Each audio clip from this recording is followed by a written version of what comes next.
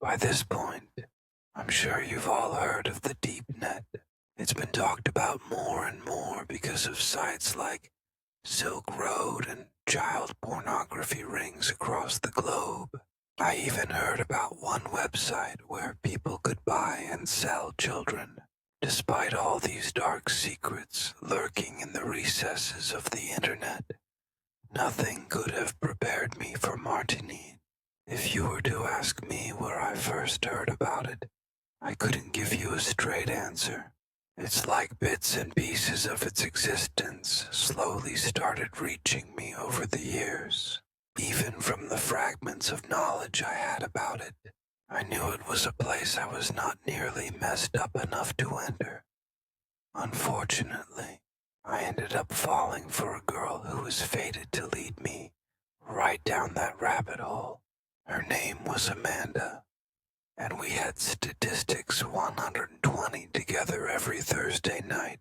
I'm usually terrible at talking to girls, but when she introduced herself as a Sedona native, I jumped at the chance to make fun of the vortex so many people there believed in. "So, how many aliens have you seen?" I asked. A few other people in the class looked at me like I was an idiot, but I could tell Amanda got the joke. She just smiled back and said, "3, actually." After sitting together through a few more classes, we finally decided to hang out outside of school. She invited me back to her place, and we smoked some weed and listened to some folky music. It wasn't until we had a few shots of tequila that things started to get more intimate. I had just gotten a refill when she suddenly looked at me strangely, as if she'd just remembered something. "I shouldn't," she said quietly. "I think you really like me." "What gave you that idea?" I asked. "It would just be meaningless for me," she replied. Honestly, that hurt. As much as I'm okay with meaningless hookups, I was a little too into her to just let that comment slide off me. I don't know if it was the situation or the mix of tequila and pot, but I was speechless. It was like she had just completely shut down. Awkwardly, I got off the bed, got dressed, and let myself out.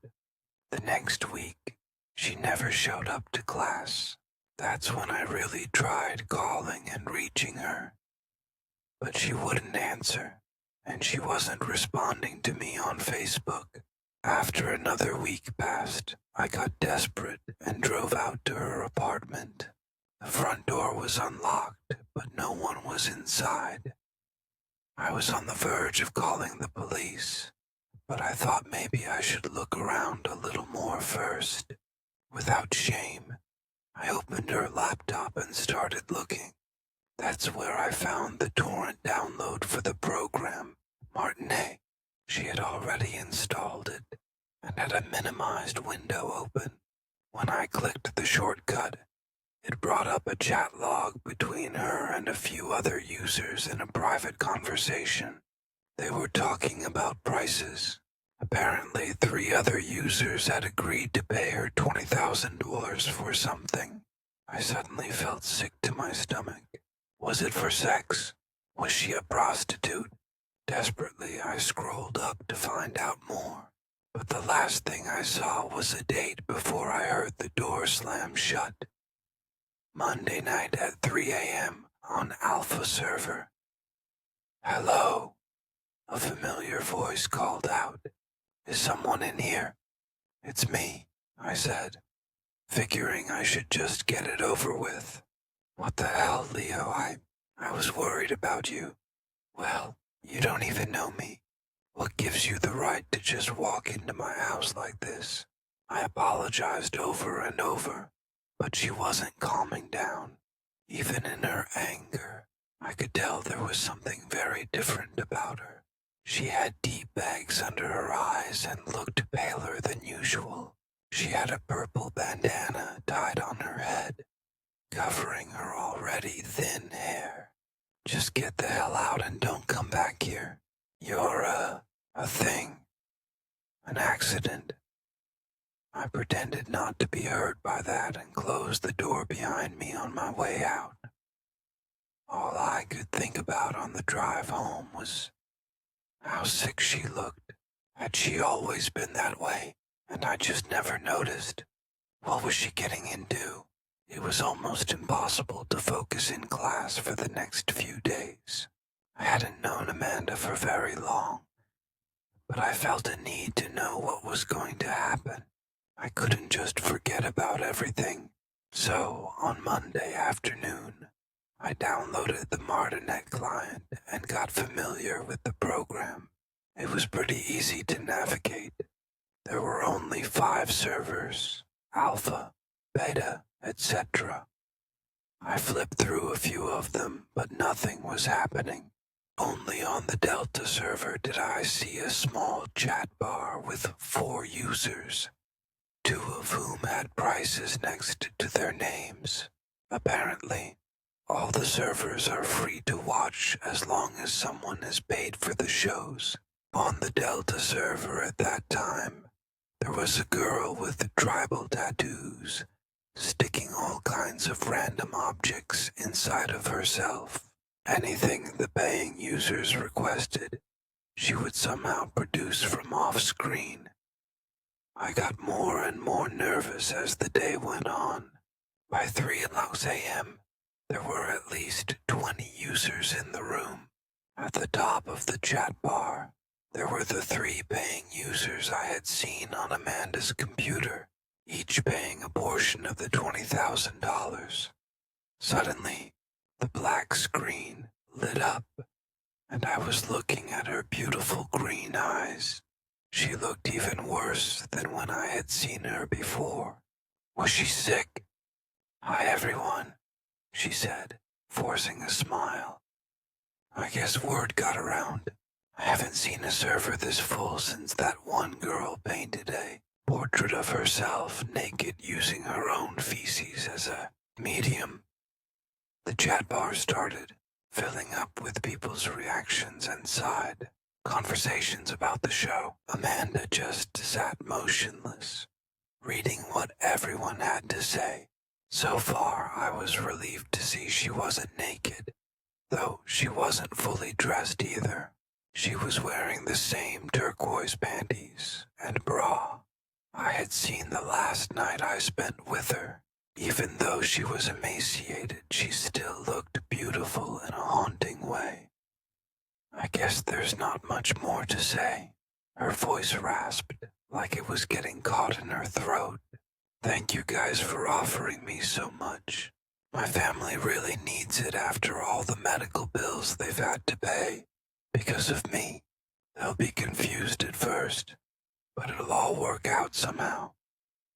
In the chat bar, a few people were placing bets on something.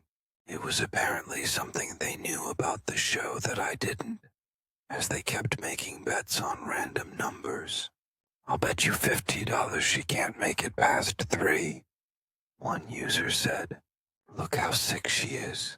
She won't go beyond 2. The betting continued.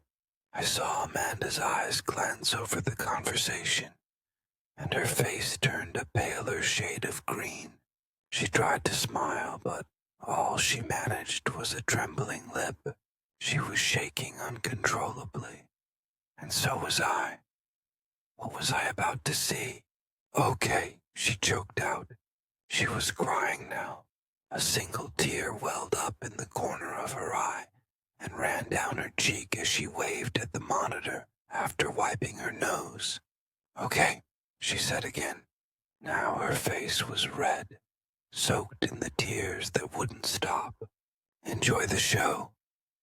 She then rolled back in her chair, further away from the monitor. Suddenly I saw something silver in her hands. It was a kitchen knife, an absurdly large one with a wooden handle. She took it in both hands, raised it up with the tip pointing at her abdomen, and thrust with a little grunt. She drove the knife into her stomach, and when she pulled it out, The blood was so thick, it looked like it was inky black. I thought the screen had gone blurry at first, but then I realized I was crying just as hard as she was. Yet she kept going. Everyone lost the bet. By the time her arm went limp and the knife fell to the floor, she had stabbed herself in the stomach 10 times. $20,000 for that, one user said. Some guy just had the most extreme climax of his life, said another. I just sat there numb, staring at a bleeding body, wondering if I should call the cops, or an ambulance or something. But there was another feeling, one I couldn't easily recognize within myself. I had just watched someone die right in front of my eyes. Even though the tears kept coming, I couldn't help but feel suddenly very alive. Sick, but alive. I waited for a respectful 10 minutes or so before wiping my eyes dry. Everything felt so numb and tingly and so alive. So I flipped over to the beta server to see what else was on.